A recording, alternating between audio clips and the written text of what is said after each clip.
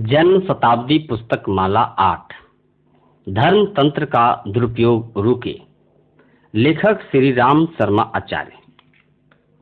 देवियों भाइयों, भगवान के मंदिर जगह जगह बनाए जाएं, यह विचार उस समय उत्पन्न हुआ जब भगवान की विचारना को जनमानस में स्थापित करने, भगवान की प्रेरणाओं को सर्वत्र प्रकाशित करने की आवश्यकता अनुभव की गई।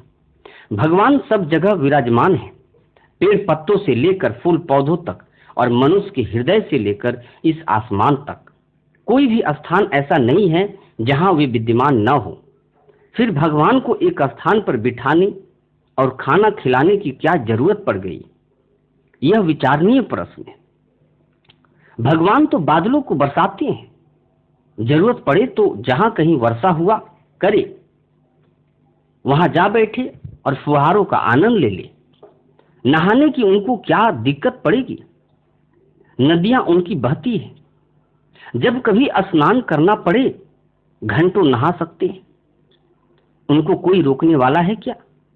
फिर भगवान को स्नान कराने की क्या जरूरत थी? मित्रों, भगवान तो एक विचारना है, भावना है, एक चेतना है।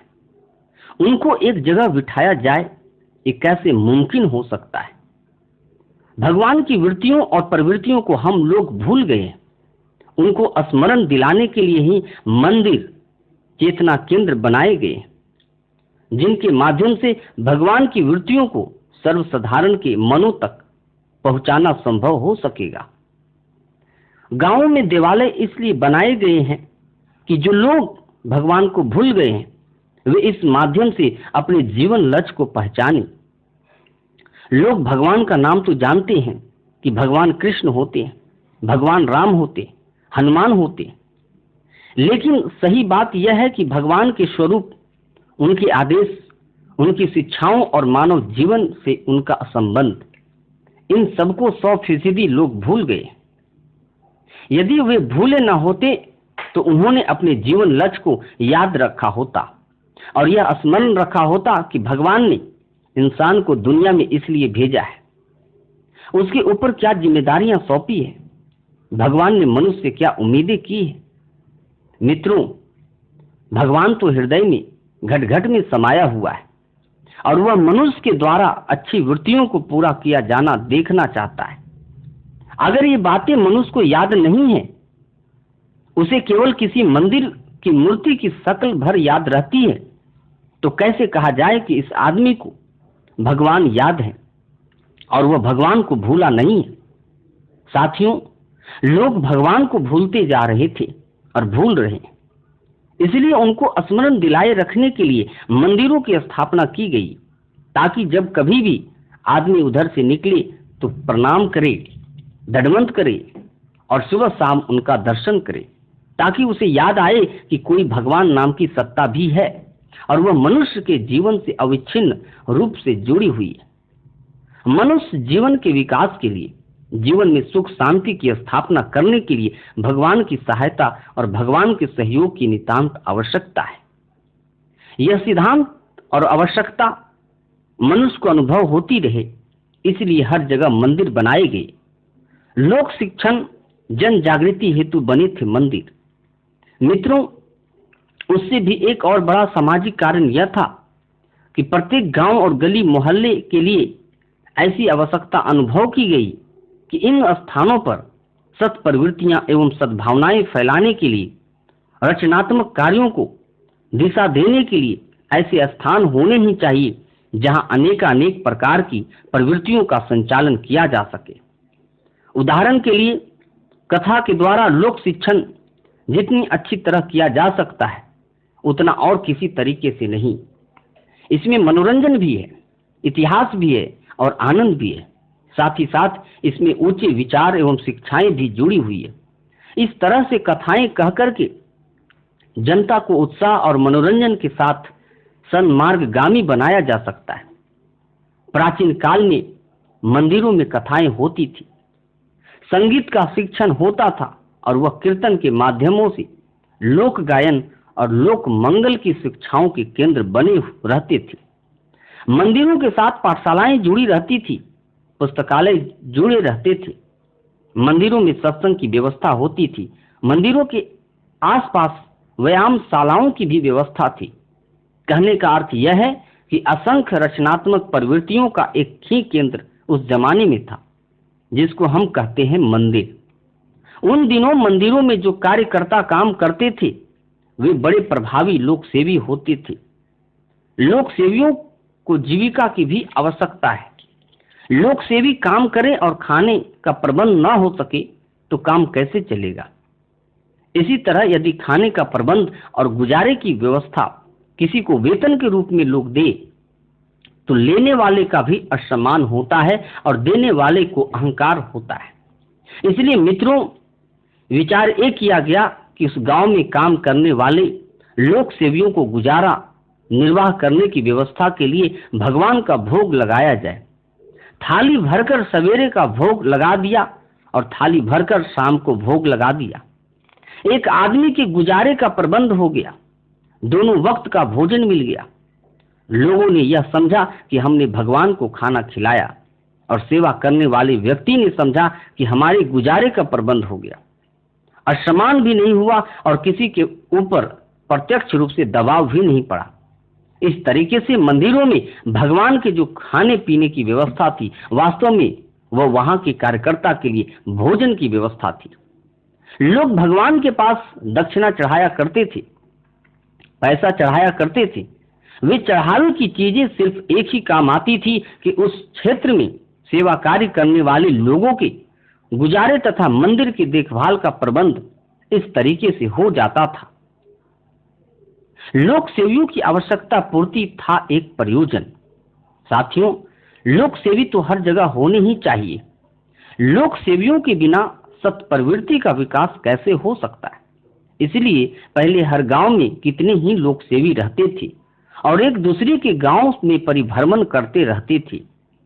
परिभ्रमण करने वाले ऐसे लोक सेवियों को संत महात्मा भी कहा जा सकता है, विद्वान भी कहा जा सकता है।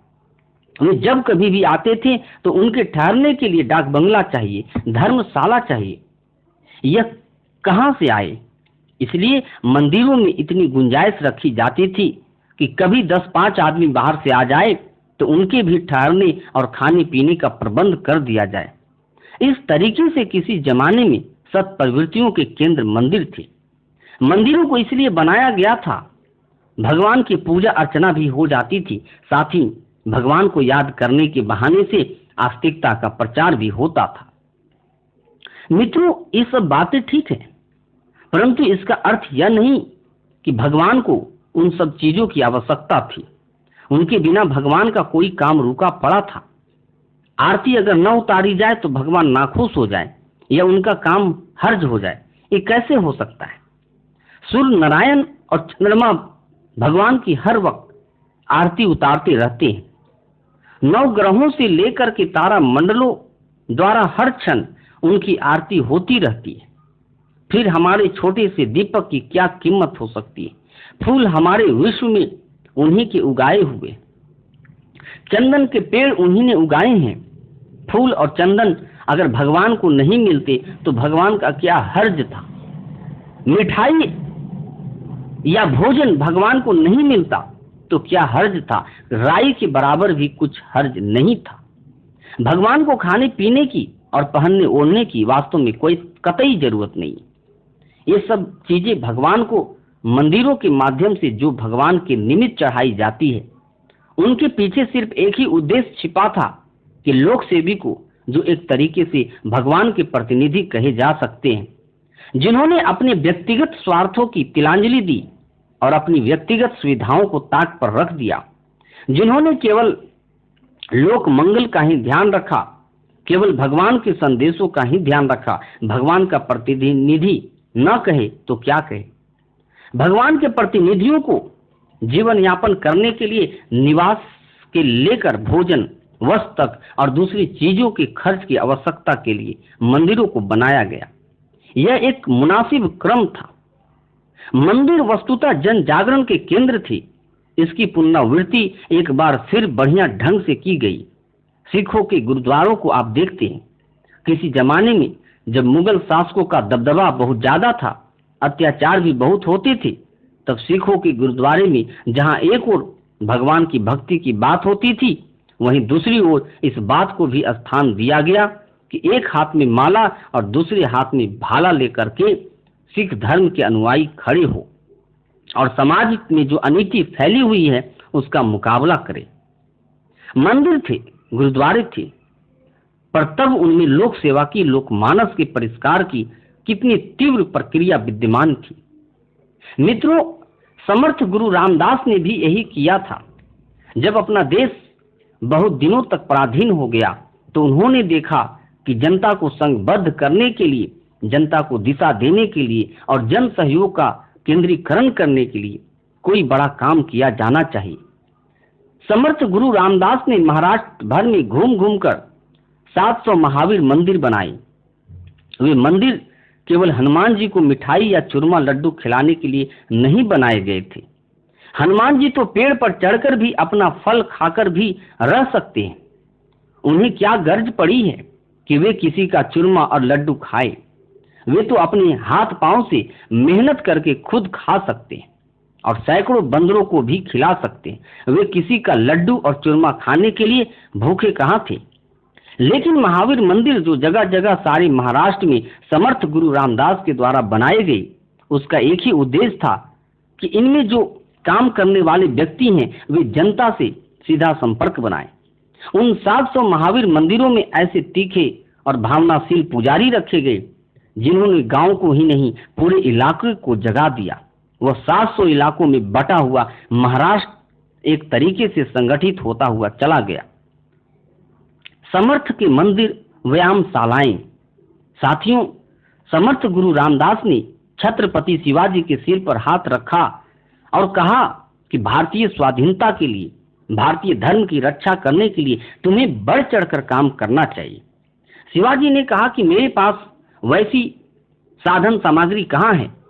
मैं तो छोटे से गांव का एक अकेला लड़का इतने बड़े काम को कैसे कर सकता हूं। समर्थ गुरु रामदास ने कहा, मैंने पहले से ही उसकी व्यवस्था 700 गांव में महावीर मंदिर के रूप में बना करके रखी है, जहां जनता में काम करने वाले बड़े प्रकांड, समझदार एवं मनस्वी लोग काम करते हैं। पुजारी पद का अर्थ मरा हुआ आदमी, बीमार, बुढ़ा, निकम्मा, बेकार और नशेबाज आदमी नहीं है। पुजारी का अर्थ जिसे भगवान का नुमाइंदा या भगवान का प्रतिनिधि कहा जा सके। जहां ऐसे समर्थ व्यक्ति हो, समझना चाहिए वहां पुजारी की आवश्यकता पूरी हो गई। मित्रों, किसी आदमी को खाना दिया जाए और वह भी आधा अधूरा, सड़ा भूसा हुआ दिया जाए तो उसे खाने वाले को भी नफरत होगी और उसके स्वास्थ्य की रक्षा भी नहीं होगी। इसी तरीके से भगवान की सेवा करने के लिए लंगड़ा, लुल्ला, काना, कुबड़ा, मरा, अंधा, बिना पढ़ा, जाहिल, जलील, गंदा आदमी रख दिया जाए तो वह क्या कोई पुजारी है। पुजारी तो भगवान जैसा ही होना चाहिए। भगवान राम के पुजारी कौन थे? हनुमान जी थे। अतः कुछ इस तरह का पुजारी हो तो कुछ भी बात बने। इसी तरह के पुजारी समर्थ गुरु रामदास ने सारे के सारे महाराष्ट्र में रखे थे। इन 700 समर्थ पुजारियों ने उस इलाके में जो फिजा और परिस्थितियां पैदा की कि छत्रपति शिवाजी के लिए जब सेना की आवश्यकता पड़ी तो उन्हीं 700 इलाकों से बराबर उनकी सेना की आवश्यकता पूरी की जाती रही। इसी प्रकार जब उनको पैसे की आवश्यकता पड़ी तो उन छोटे से देहातों से जिनमें की महावीर मंदिर स्थापित किए गए थे, वहां से पैसे की आवश्यकता को पूरा किया गया। अनाज भी वहां से आया। उसी इलाके में जो लोहार रहते थे उन्होंने हथियार बनाए। इस तरह जगह जगह छिटपुट हथियार बनते रहे। अगर एक जगह पर हथियार बनाने की बड़ी फैक्ट्री होती तो शायद विरोधियों को पता चल जाता और उन्होंने उस स्थान को रोका होता। वे सावधान हो गए होते। मिलिट्री एक ही जगह रखी गई होती तो विरोधियों को पता चल जाता और उसे रोकने की कोशिश की गई होती। लेकिन 700 गांव में पुजारियों के रूप में एक अलग तरह की छावनियां पड़ी हुई थी।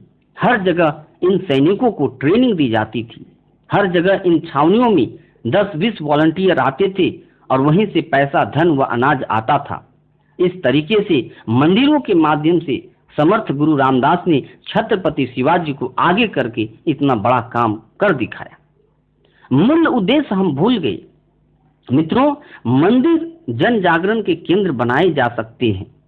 मंदिरों का उपयोग लोक मंगल के लिए किया जा सकता है, क्योंकि उसके पास इमारत होती है। इमारत तो हर सेवा केंद्र के पास होनी चाहिए, परंतु इसके अलावा वह व्यवस्था भी होनी चाहिए जिससे कि उस क्षेत्र के कार्यकर्ताओं का, निवासियों का गुजारे का प्रबंध किया जा सके। इस गुजारे का प्रबंध तभी हो सकता है जब आजीविका के स्रोतों से जनता में इसके लिए त्याग वृत्ति पैदा की जा सके। मनुष्य में यह भावना पैदा की जा सके कि हमने भगवान को दिया है, तुमको नहीं।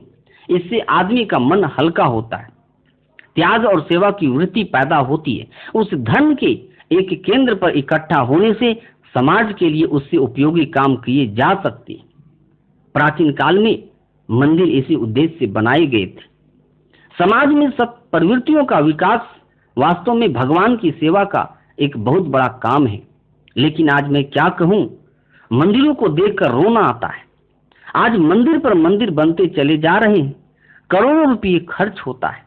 क्या ऐसा संभव नहीं था कि करोड़ों रुपयों से बनने वाली इमारतों को इस ढंग से बनाया गया होता कि वहां लोक सेवा की प्रवृत्तियों के लिए गुंजाइश रहती और भगवान के निवास की भी एक छोटी सी जगह बना दी गई होती। अब तो सारी की सारी इमारतें इस काम के लिए बनाई जाती है कि उसमें केवल भगवान ही बैठे। भगवान को इतनी जगह ही कि क्या जरूरत है। भगवान को चाहो तो एक कोने में बिठा दो तो भी वे मौज करेंगे। भगवान को इतनी बड़ी भव्य निर्माण से क्या लेना देना, उनके लिए तो इतना बड़ा आसमान विद्यमान है। लोक सेवा की प्रवृत्तियों का केंद्र हो मंदिर। मंदिर मित्रों, मंदिरों की इमारतों को अगर इस ढंग से बनाया गया होता कि जिनमें मंदिर के साथ साथ पाठशाला, प्रौढ़ पाठशाला, संगीत विद्यालय, वाचनालय और कथा कीर्तन का कक्ष भी बना होता, उसके आसपास व्यायामशाला भी होती और थोड़ी सी जगह में चिकित्सालय का भी प्रबंध होता, बच्चों के खेलने की भी जगह होती। इस तरीके से लोक मंगल की, लोक सेवा की अनेक प्रवृत्तियों का एक केंद्र अगर वहां बना दिया गया होता और वहीं एक जगह भगवान की स्थापना होती, तो जो धन मंदिरों में चढ़ाया जाता है उसका ठीक तरीके से उपयोग होता। ऐसी स्थिति में मंदिरों के द्वारा कितना बड़ा लाभ होता। साथियों, आपने गिरजाघरों को देखा है। गिरजाघरों में भगवान के लिए कोई गुंजाइश नहीं है।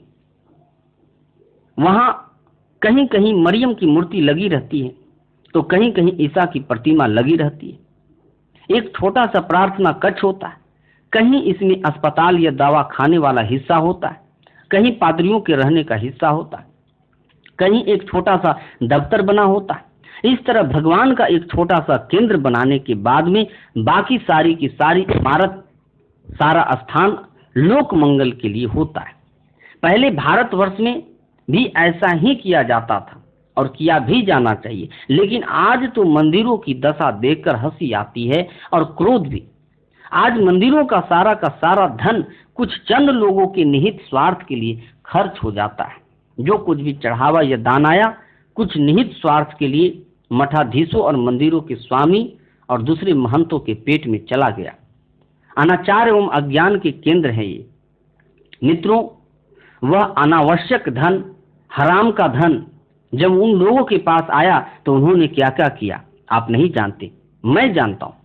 पंडा पुजारियों, महंतों और मठाधीशों की हकीकत मुझे मालूम है, आपको नहीं मालूम है। आप तो केवल उनकी बाहर की शकल जानते हैं। मुझे उनके पास रहने का मौका मिला है। मैं जानता हूं कि समाज में खराब से खराब किस्म के तबके अगर हैं तो उनमें से एक तबका इन लोगों का भी है जो धर्म का कलेवर या धर्म का दुपट्टा ओढ़े हुए, धर्म का झंडा गाड़े हुए हैं और धर्म का तिलक लगाए हुए, धर्म की पोशाक और धर्म का बाना पहने हुए बैठे एक क्या क्या अनाचार फैलाते हैं और क्या क्या दुनिया में खुराफाते पैदा करते हैं। इनके निहित स्वार्थों को पूरा करने के लिए आज का धर्म तंत्र है मंदिर। तो क्या मंदिर सिर्फ इसी काम के लिए है? क्या इन परिस्थितियों को बदला नहीं जाना चाहिए? हाँ, अगर हमको समाज में ढोंग, अनाचार और अज्ञान फैलाना हो तो मंदिरों का यही रूप बना रहने देना चाहिए। अगर हमको यह ख्याल है कि जनता का इतना धन, जनता की इतनी श्रद्धा, जनता का इतना पैसा, इन सब चीजों का ठीक तरीके से उपयोग किया जाए तो आज के जो मंदिर है उनकी व्यवस्था पर नए ढंग से विचार करना पड़ेगा। जिन लोगों के हाथ में उनका नियंत्रण है उनको समझाना पड़ेगा और कहना पड़ेगा कि लोक मंगल के लिए आप इनका इस्तेमाल क्यों नहीं करते। ट्रस्टियों को समझाया जाना चाहिए। अगर उनकी समझ में यह बात आ जाए कि मंदिर में जितना धन लगा हुआ है इसमें से थोड़े पैसे से भगवान की पूजा आसानी से की जा सकती है। एक पुजारी ने आधा घंटे सुबह और आधा घंटे शाम को पूजा कर ली, 1 घंटे के बाद 23 घंटे बच जाते हैं।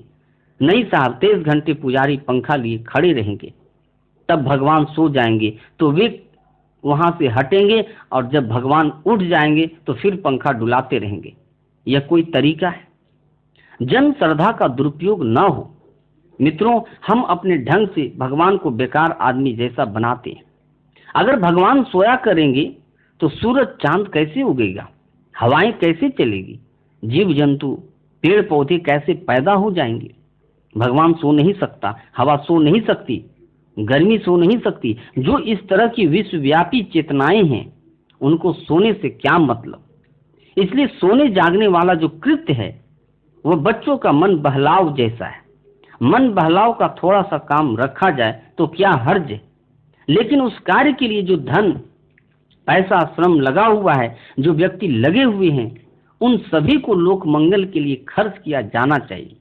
मंदिरों की जो कमेटी वाले हैं, महंत हैं, उनको विवेकशील लोगों की एक कमेटी बनाकर समझाया जाना चाहिए। अगर वे समझते नहीं हैं तो उन्हें मजबूर किया जाना चाहिए कि मंदिर में धन तो आपने लगाया है पर अब वह जनता का है। मंदिर का ट्रस्ट बनाने का मतलब है कि उसका स्वामित्व जनता के हाथ में चला जाता है। मंदिरों के न्यासी प्रबंधक होते हैं, स्वामी नहीं होते। वह संपत्ति जनता की मानी जाती है। जो देवालय बन गया उसकी स्वामी जनता हो जाती है और उसका हक है कि उन लोगों को मजबूर करे और कहे कि आप इस तरीके से इस धन का अपव्यय नहीं कर सकते। जनता की श्रद्धा का गलत उपयोग नहीं किया जा सकता। मित्रों, अपने देश में अरबों रुपये मंदिरों के नाम पर लगा हुआ है। मैं इसको अपव्यय ही नहीं दुरुपयोग कहता हूँ और यह कहता हूँ कि उन पुजारियों को, महंतों को यह कहा जाना चाहिए कि आप अगर अपनी श्रद्धा को कायम रखना चाहते हैं, जनता के मन पर अपनी छाप को कायम रखना चाहते हैं, तो आप लोक सेवी के तरीके से जिए और इस मंदिर को लोक सेवा का केंद्र बनाए। न तो आप भगवान के वकील हैं, न एजेंट हैं और न ही नुमाइंदे हैं। आप हमारे जैसे पुजारी और एक सामान्य व्यक्ति हैं। प्रगतिशील मंदिरों की आवश्यकता। मित्रों, अब समय आ गया है जबकि मंदिरों का स्वरूप बदल दिया जाए। नमूने के लिए अब ऐसे मंदिर बनाए जा सकते हैं जिनमें प्रयोगशाला के तरीके से लोग देख पाएं कि मंदिरों का सही इस्तेमाल क्या हो सकता है और क्या होना चाहिए। हमने गायत्री तपोभूमि का मंदिर लोगों के सामने एक नमूना पेश करने की खातिर बनाया। यूं तो अपने देश में इतने सारे मंदिर हैं, भगवान तो एक ही हैं।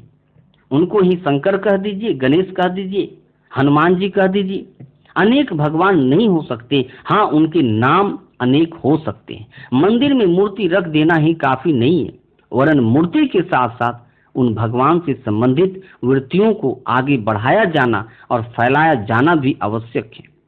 अपने यहाँ यही तो होता है। कितने कार्य होते हैं, विद्यालय वहाँ चलता है, प्रकाशन वहाँ होता है, देश भर के लिए कार्यकर्ता वहाँ से भेजे जाते हैं और न जाने क्या क्या किया जाता है। लेकिन उस मंदिर तक की ही हम सीमाबद्ध नहीं है।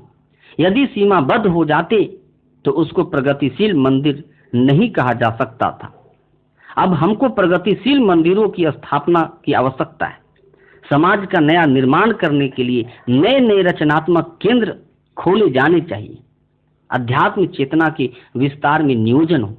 साथियों, मंदिरों के नाम पर करोड़ों अरबों रुपये की संपत्ति को ऐसे ही पड़ा रहने देना, यह कैसे हो सकता है।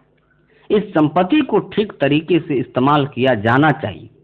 उसके लिए समझदार लोगों को, धार्मिक लोगों को आगे आना चाहिए और इस आवश्यकता को महसूस करना चाहिए कि यदि धर्म को जिंदा रहना है तो वह ढोंग के रूप में नहीं जिएगा, वह केवल कर्मकांड के रूप में जिंदा नहीं रहेगा। बेशक धर्म के साथ में कर्मकांडी रूप कलेवर जिंदा रहे, लेकिन कर्म कांडों के साथ साथ उन सत्प्रवृत्तियों को भी जीवित रखा जाना चाहिए जिनसे लोक मंगल की और समाज की आवश्यकताएं पूरी होती है। धर्म केवल कर्म कांड नहीं है, धर्म केवल आडंबर नहीं है, धर्म केवल पूजा पाठ की प्रक्रिया नहीं है, वरन इस पूजा पाठ की प्रक्रिया और धार्मिक क्रिया कृत्यों के पीछे और साथ साथ में एक महती आवश्यकता जुड़ी हुई है कि हम व्यक्ति के अंतरंग को, उसकी भावनाओं को कैसे ऊंचा उठाएं, समाज के अंदर फैली हुई धार्मिक वृत्तियों को कैसे बढ़ाएं। यह सारे के सारे क्रियाकलाप जिस माध्यम से और जिस आधार पर पूरे किए जा सकते हैं, उसके लिए कोई केंद्र या एक स्थान होना ही चाहिए। वह जगह हमारे मंदिर ही हो सकते। इन मंदिरों में पुजारी के रूप में सिर्फ लोक सेवियों की नियुक्ति हो, जिनके मन में समाज के लिए दर्द है और समाज को ऊंचा उठाना चाहते, जो मनुष्य के भीतर धर्म वृत्तियां पैदा करना चाहते, उसी तरह के पुजारी वहां रहे। वे अपने पूजा पाठ का 1-2 घंटा पूरा करने के बाद, अपने गुजारे की व्यवस्था करने के बाद जो समय उनके पास बच जाता है, उसका इस्तेमाल इस तरह से करें जिससे कि हमारी सामाजिक और राष्ट्रीय एवं व्यक्तिगत चरित्र की आवश्यकताओं को पूरा किया जा सके। मंदिरों में जहां दूसरी तरह के खर्च होते हैं, कभी बंगले बनते हैं, कभी उत्सव होते हैं, कभी झांकी बनती है, कभी क्या बनता है और उसी में लाखों रुपये खर्च हो जाता है। उन सारे के सारे क्रियाकलापों में आंशिक किफायत की जा सकती है और इससे जो पैसा बचता है उसको लोक मंगल की अनेक प्रवृत्तियों को आगे बढ़ाने के लिए प्रयुक्त किया जा सकता है और करना भी चाहिए।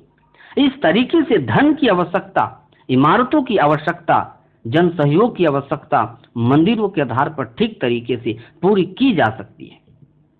मित्रों, जो व्यक्ति ऐसा ख्याल करते हैं कि भगवान निराकार हैं, उसकी मूर्ति पूजा की जरूरत नहीं है, उन लोगों से भी मेरी यह प्रार्थना है कि वे उस शक्तिशाली माध्यम की उपेक्षा नहीं करें। ये मंदिर हिंदू धर्म की श्रद्धा के केंद्र है, उनको अब दिशा दी जानी चाहिए, नया मोड़ दिया जाना चाहिए। अब उनके विरोध करने की जरूरत नहीं रही, अब उनका खंडन करने की जरूरत नहीं रही। किसी जमाने में ऐसा रहा होगा कि लोगों के मानों में मूर्ति पूजा की बात जो गहराई तक जम गई थी, उसको कमजोर करने के लिए संभव है।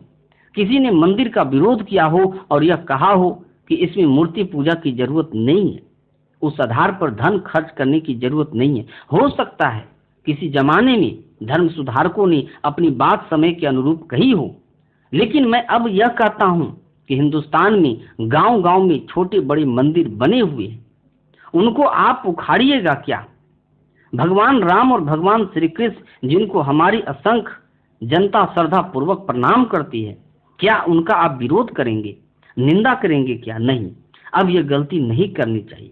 साथियों, ठीक है, जैसा भी अब तक चला आ रहा है उसे अब हमें सुधार की दिशा में मोड़ देना चाहिए।